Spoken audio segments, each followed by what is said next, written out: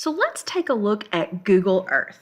Google Earth is one of Google's tools that is really dynamic. It has a lot of different features that you may not even be aware of, and it has some really super cool things that you can do with your students in your classroom related to Google Earth. So I want to show you some of those different options and tools in this video. So I have gone to google.earth or google.com/earth, and I'm going to launch Earth. So this is the web version of Google Earth. You can also, if you have a PC, download Google Earth, but this is the web version and it does everything that you want it to be able to do. Your students can access this on a Chromebook as well. So I would just recommend using the web-based version. So I have launched Google Earth and I have my view here. If kind of zoomed in, if I click on my Earth down here, it's going to take me out and give me this kind of world view of my Google Earth. Let's take a look at just a couple of the basic functions and buttons that it has. So here I have this button, and it will fly to your location. Now this is telling me that I guess my browser's not set up to do that, but if you had your, I guess, GPS coordinates on, it could fly you to that location. This will allow you to reset any view that you are doing. You can use these buttons to zoom in and out, so you can go closer or farther away. We're going to talk about what some of these other buttons do in just a moment. If we look on the left-hand side, we have several different options. You can just search. So if you want to search for something, so if I want to go to the Eiffel Tower, I'm going to click there, and it's going to zoom me straight into the Eiffel Tower.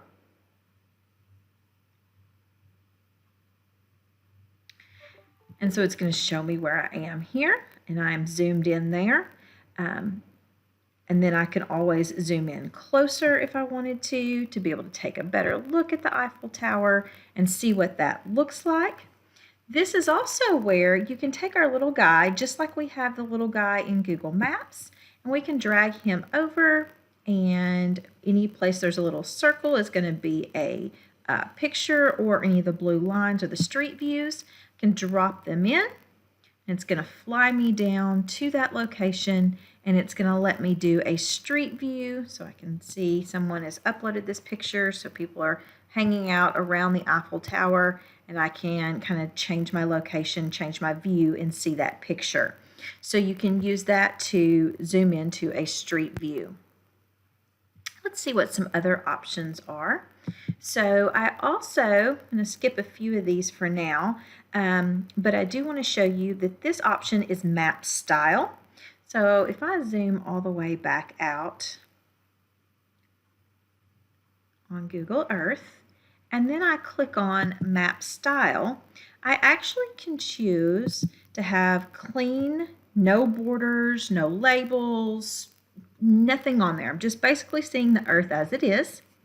I can choose an exploration mode where now I'm getting some cloud cover, I'm getting some borders built in there, so I can see I actually have the country borders on there.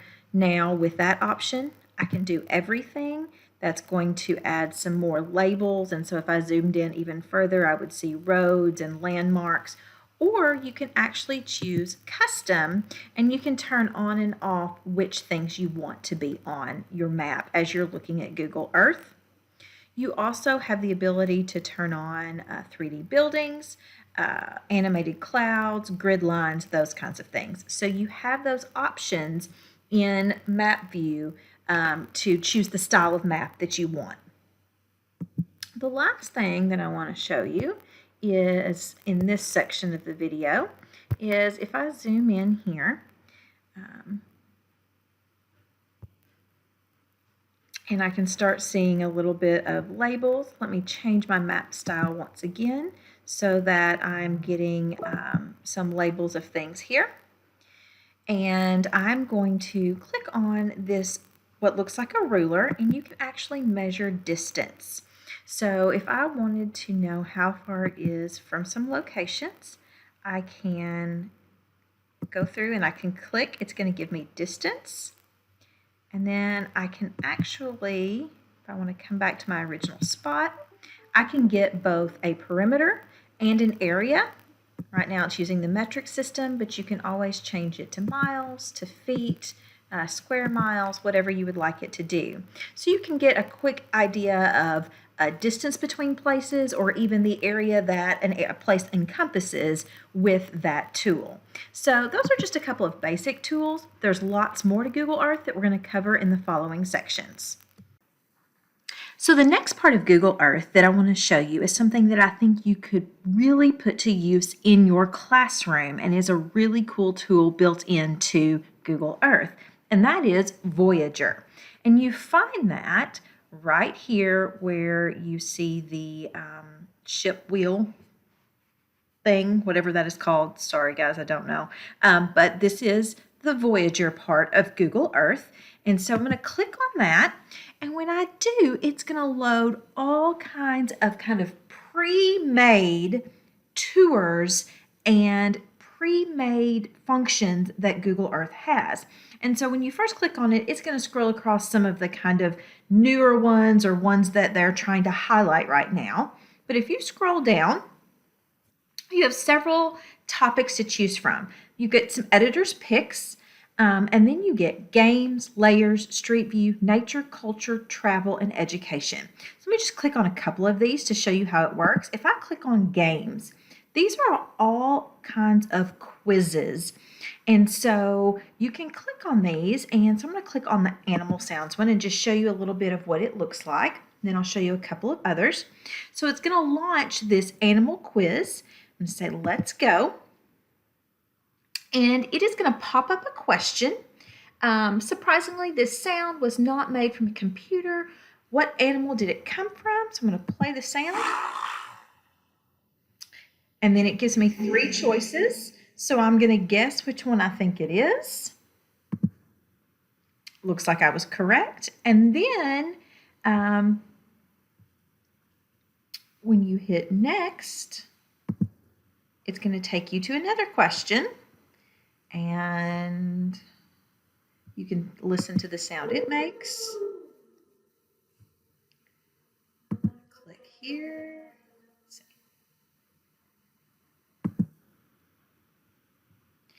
And on some of them, like this one, you will notice after I answered, it actually zooms in and shows me a picture of that animal and gives me a little bit of information about that animal. Sometimes it will just zoom you into the location where you might find that animal. So this is a type of quiz that you can get in Google Earth Voyager. So I'm going to close back out of this and actually close out of this quiz. And there's all kinds of other quizzes, so you could do these with your students. If you remember, like I do, watching Carmen Sandiego, and I won't break out into the song, but Google Earth has partnered with Carmen Sandiego, and so there's all these different little mysteries that you can do with Carmen Sandiego. So there's lots of those under the quiz option. If you go to culture, then you get quite a few different things here. So you can look at different places around the world, Fall of the Berlin Wall. You can go to different museums. So there's lots of information there. Of course, travel is another one that you could look at, and you could explore different places on Earth. And then education is another really cool one because it pulls in a lot of different subject areas. So in math, you could look at triangular structures. You could look at the geometry of sustainable architecture, the geometry of castles. History, you've got Underground Railroad. You've got James Cook's first voyage. Poetry, this one will actually take you around the world and talk about different types of poetry. So we'll look at this one for just a minute. So when I hit explore, and it starts out just talking a little bit about poetry and a general overview, and then you just click through the different scenes here, And so the first scene takes you in to North America and talks to you a little bit about Native American poetry. So you get a zoomed in area of kind of where that poetry might have come from, and then you get a summary and some information over here. When you go to the next location, it will then take you to a new location. So this is talking about the Japanese haiku. So it's going to take us into a view of Japan. And then it's going to give us information about a haiku, and it will keep doing that for the different types of poetry. So again, another explorer kind of trip that you can take on Google Earth. There are different ones about history. This one is really cool for elementary. It actually shows you different places on Earth that you can find landmarks and things that look like the letters of the alphabet. I played around with this one the other day and I thought it was really neat. So it actually takes you through each letter. It will show you the location. It will actually tell you some things that begin with A, and then it will talk about what picture it is. And then you can go to the next letter, and it will take you to that location, kind of fly you in. Again, it will give you different words and things on Earth that start with B, and then it will talk about what the picture is. So there are a ton of these really cool little expeditions and tours that you can find on Google Earth through Google Explorer. So something that you could definitely check out and incorporate into almost every subject area that you teach. So definitely check out the Voyager option on Google Earth. So the next feature of Google Earth that I want to tell you about is something that I think is super cool, and that is Google Lit trips. So what is a Google Lit trip? A Google Lit trip is a kind of virtual field trip on Google Earth that people have made that takes you on a tour of all the locations that you've read about in novels. So this would be great to do after you finish reading a novel with your class, is if there's a Google Lit trip for it, you can take them on a tour throughout Google Earth and look at all the locations that are mentioned in the book. So let's look at how we get these Google Lit trips. So you actually have to go out of Google Earth to get started with this and go to googlelittrips.org. Once you get there, the first thing you're going to want to do is register. So you're going to go to member registration, and you just have a very quick form that you're going to fill out with name, email, organization, that kind of thing. And then you will submit your registration. You should get an email confirming your registration. Once you do that, then you can start looking at the Lit Trip library. And so you can search either alphabetical, so you get a list of all of them, and there's like 80 something different titles that there are Lit Trips for, or you can actually break it down by grade level. Okay, so you can scroll through here, find one that you're interested in, and then when you're ready, you can request a Lit Trip. So to do this, you're going to put in your email that you registered as a member. It will confirm it, and then you're going to select the title.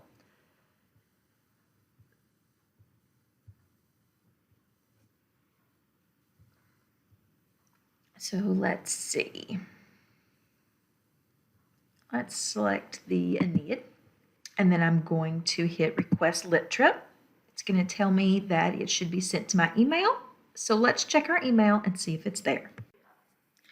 Okay, so now I'm in my email and I can see that I have gotten my Lit Trip sent to me. So when you get those sent to you in your email, it's going to come from GLT for Google Lit Trip Global Ed. And it will say thank you for requesting, whatever your title, and then it's going to give you a link to that document. So we requested the Aeneid. So let me just click on this link here. It is automatically going to launch it in Google Earth. So we'll give it a second to load. And so it loads up. You can kind of see the outline of the journey you're going to take in your Google Lit Trip. And when you're ready to start it, all the information is over here. So it's going to be a view-only file, meaning that you can't edit the file. Down through here, it's going to give you just a list of all of the places that you're going to be going during this Google Lit trip. So you kind of get an outline of the places that you're going to be going. And when you're ready to actually take the trip, you hit present. Now, we won't go all the way through this, but I just want to show you what it looks like. So it's going to start out with kind of a title slide, and you will just click through and go through the information. And so it usually starts off giving you a picture of the book, a little bit of information about what the Lit trip is, citing the sources, and then you start your journey. So it'll take you to the first location. It will have a summary for you and your students to read. It will have pictures that you can scroll through so that you can look at those. And then you can go to the next location when you're ready. Some parts of the tour will just have a picture or two for you to use or look at, and then we'll have information. Sometimes there will be YouTube videos or other videos attached, and it will basically just take you on a journey through the book and all the locations that are mentioned in whatever book or novel that you are going through. So that's an example of a Google Lit trip. And I just think that this is a great way to kind of bring whatever you're reading with your students to life, really let them see some of those locations and just get a little bit more background knowledge about the novel. So Google Lit trips, definitely something to check out, especially if you are an English language arts reading teacher, to try to incorporate that into your subject area. So one more quick thing I want to say about the Google Lit trips before we move on to the next feature of Google Earth is that over here in the left-hand column, you do have this button that says Projects. And when you click on that, it will actually open up all the Google Lit trips that you have if you have launched them in Google Earth at least once before. So I've downloaded a few others. And the first time you launch your Google Lit trip, you will have to do it from your email, just like I showed you. But after that, they are going to be here in your Google Earth projects so that you can launch them from there without having to go back to your email every time. The other thing to think about is that you have that link that was sent to you in email for that. So that could be something that you actually share with your students. You could post it to Google Classroom if this was a journey that you wanted them to do on their own at their own pace. So not just something that you have to do on the board with them, although you could, but you could definitely assign it to them as something that they work through in their own pace as well. So just wanted to make you aware that these get stored in your Google Earth account after you've opened them at least once through the email version. So the last tool that can be used with Google Earth that I want to tell you about is Google Tour Builder. If you have not used or checked this out, I strongly encourage you to. It's a great tool for your students to use to create virtual tours using Google Earth. And it's super easy for them to use. So you can get to it just by searching Google Tour Builder, or it's at tourbuilder.withgoogle.com. You should, if you're logged into your Google account, automatically be logged into Google Tour Builder as well. But if not, you'll just sign in with your Google account when you get there. Now, there is, this is the home screen when you get there. There is a gallery you can go to that does have some pre-made tours in it, so you can kind of take a look at some that are already there. But when you are ready to create a tour, you're going to click on the Create New Tour button, which you will find here, or you could also find it down here if you're on your home page. So I'm going to create a new tour, and the first thing you're going to be asked to do is give it a title. So I'm going to do one about national parks. And so I'm going to put in a title. I'm going to put in my name because I'm the author, and I'm going to create the tour. Now, the first screen that pops up is kind of like your title or your home screen of the virtual field trip or the virtual guide that you're creating. It's got the tour name that you just put in as well as your name, and then you're going to want to add an introduction photo. So I'm going to click on Add a Photo. You have some options. You can actually pull from photos that you have in albums saved to your computer or saved to your Google Drive. You can upload photos from your computer if you have those, or you can just search Google for images. So I'm just going to do a quick search that says national parks, and that is a beautiful picture. So I'm going to pick that as my cover and pop that in there. Then down here is where you could put kind of an overview of what this tour is going to be about. So I'm not going to go into a lot of detail because I don't figure you want to watch me type for very long, but come on a tour with me of America's national parks. And you can, give students a minimum or a maximum requirement of how many pictures and how long their introductions and how long their descriptions have to be. But this is kind of our title. When we're ready to actually start adding locations, we're going to click Add Location. And let's start with Yellowstone National Park. So I'm going to search Yellowstone National Park. It's going to take me to that place on Google Earth. It's going to put a marker there, and if that's what I want, then I'm going to tell it to add to the tour. So it's going to put a marker there, and then it's going to allow me to add up to 25 photos or videos. So I can add kind of a slideshow of videos. So now I have a few more options. I still have the ability to upload from my albums, from my YouTube account, or upload photos or videos from my computer. Or when I click on more, I can take a picture. I can search the internet for images. I can search for YouTube videos. I can also put in stuff by URL if I want to. So I'm going to search Yellowstone.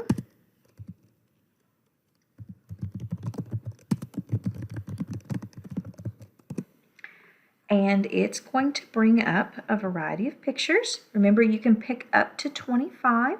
So I'm just going to pick a few that I think are pretty here. And I'm going to hit select. So I picked 5. And what will happen is it may take them a few minutes to load, but you'll be able to scroll through those, or when you're actually viewing it later, it will scroll through them. You can add more if you want to. So maybe I want to see if there is a YouTube video on Yellowstone. So I can do that as well. Hope if I could spell today. Okay. And so here's a travel guide about Yellowstone. So if I find I want to put that in there, I can select it, and it will actually pop in there as well and be something that you can play along your tour. Once you finish with your first stop, you can add another location. So let's do Grand Canyon National Park. And so it's going to put it's going to take me to Grand Canyon National Park. If I'm good with that, I'm going to add it to my tour, and it's going to put a line connecting those two locations, and then I can add photos again.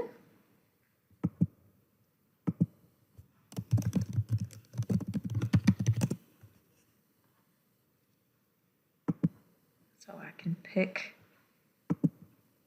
how many ever photos that I would like. Put those in. I could put videos in again, and with each one there is a place down here to put in a description again. So you could have students put in a description about the history of each of the parks, when they were founded, what organisms are found there, where they're actually located. So you could have them give lots of information about each location that they choose on their tour. Let's add one more, and then we'll take a look at what it looks like. So let's just do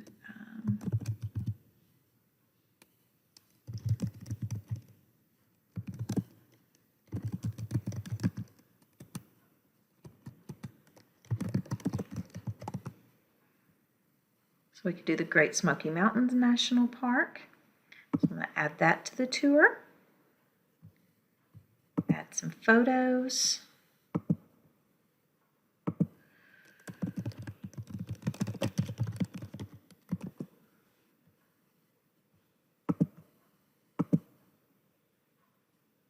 Okay, and again, have your students put in descriptions of each one. Now, once you are finished editing and you've created your tour, which can be much longer than this, you're going to click Done Editing.